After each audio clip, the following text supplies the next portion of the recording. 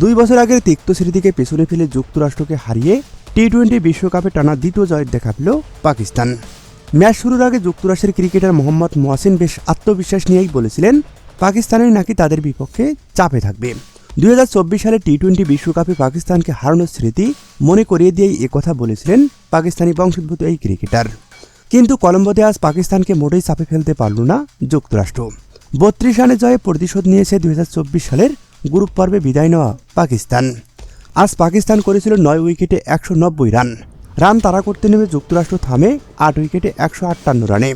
টানা দ্বিতীয় জয়ে সুপার 8-এর পথে অনেকটা এগিয়ে গেল সাবেক বিশ্ব চ্যাম্পিয়নরা। নিজেদের প্রথম ম্যাচে নেদারল্যান্ডকে হারিয়েছে পাকিস্তান। এই ম্যাচে যুক্তরাষ্ট্রের সবচেয়ে বড় কৃতিত্ব পাকিস্তানকে 200 রান করতে না দেয়া। পাকিস্তানের উদ্বোধনী জুটি 5 ওভারেই তুলেছিলেন 54 রান।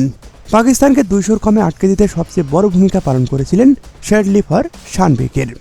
এই জয় পয়েন্ট টেবিলে গ্রুপ পর্বের শেষে উঠে গেছে পাকিস্তান। 2 পয়েন্ট নিয়ে 2-এ নেমে গেছে ভারত।